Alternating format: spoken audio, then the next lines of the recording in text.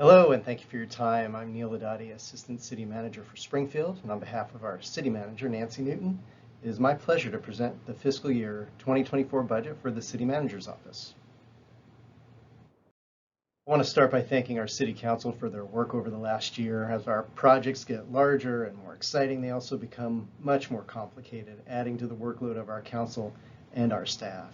The Mayor and City Council set the policies for the city, and the City Manager's Office works closely with them to help meet their goals and the priorities of the community. 3 of our councilors have moved on this year, so we say a heartfelt thank you to Councilor Mary Lee Woodrow, Councilor Damian Pitts, and Councilor Leonard Stair.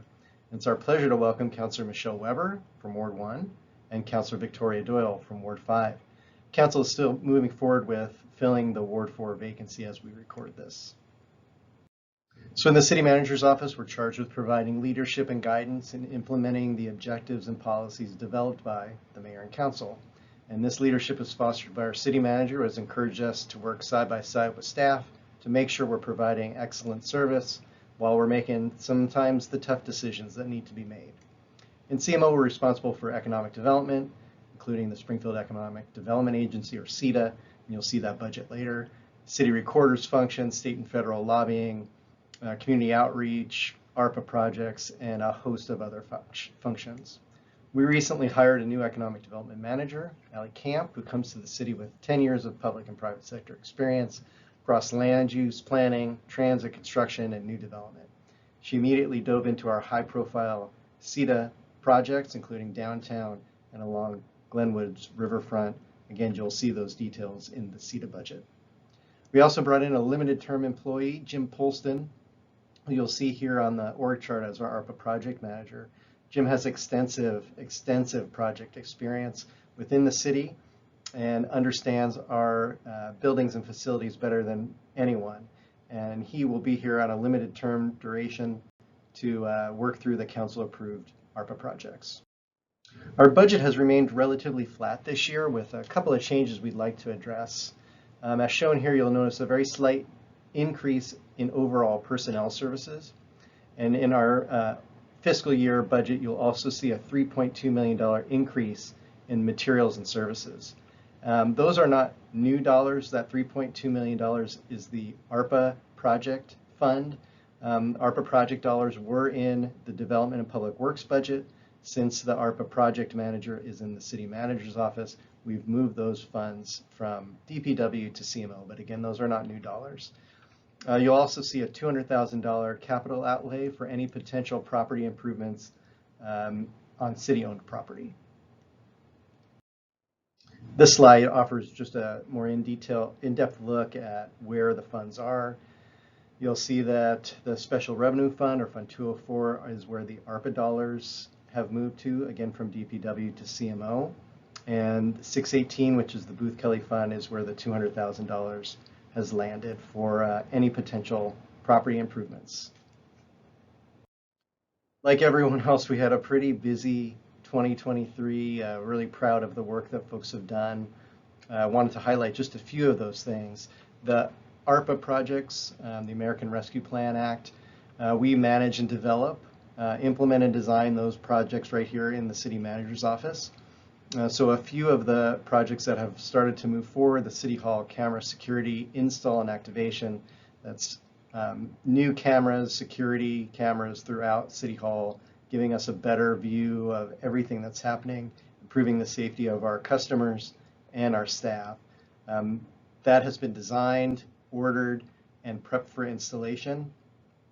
Council chambers and municipal court security design and construction upgrades, those are things that have been in the works for several years, and ARPA is allowing us to now move forward. We have finished the design and prepping for construction. Updating the library and expanding the library's footprint, and also relocation of the City Manager's Office. Those designs are also complete and we are prepped for construction. The Justice Center roof needs to be replaced, and that analysis is done and construction bids are out. As far as the state of the city, we offered a hybrid experience this year with an in-person event at the Wildish Theater, which was streamed and recorded. The event has more than 500 viewers at the time that we're recording this video, and it was also translated into Spanish. The City Manager's Art Program, The new two-story Welcome to Springfield, Oregon mural was designed and installed on the Fry and Rankin building in June of 22. This served as the main welcome for visitors visiting the area as part of the World Track and Field Championships. And as you'll remember, we had the men's and women's marathon come right through the heart of downtown. And then we continued to do DEI work. The city manager was appointed the co-chair of the ECC, the Equity and Community Consortium, and the city has made positive gains in recruiting underrepresented groups to improve the diversity of our workforce. This, of course, remains a top priority. Looking forward to our fiscal year 2024 initiatives, the citywide strategic plan is something that has been on our list that we really want to begin to focus on. We've done planning in the past for Team Springfield as a whole, but rarely do we focus just on city business and how we can improve our business with our customers, with our council, and better clarify our organizational mission, establish goals and objectives, and provide tools to effectively communicate with our community and employees. So that's high on our list. Customer service request tracking. We're about to implement a software solution to allow us to better track the council and community members' requests from that initial call or email to final completion.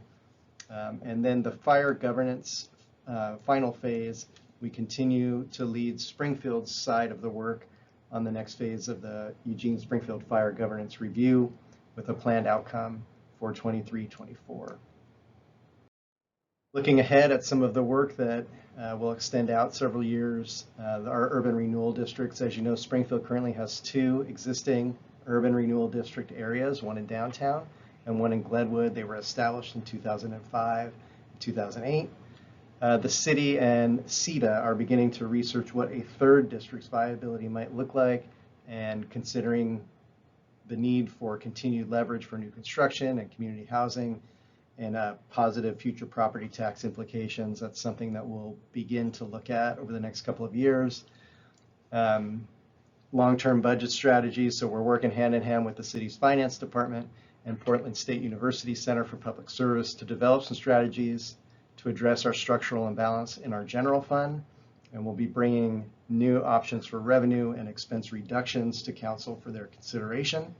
And then council resources, you know, as times change, we're continuing to look at ways we can better support and train our counselors. They spend a lot of time working on council issues, and we're always looking for ways we can improve communications, tracking systems, technologies, just give them the support they need to be able to focus on the challenging decisions ahead. So once again, thank you for your time today. The city manager's office is ready for whatever opportunities the next year brings, and we appreciate your interest in making Springfield the best it could be. Thank you.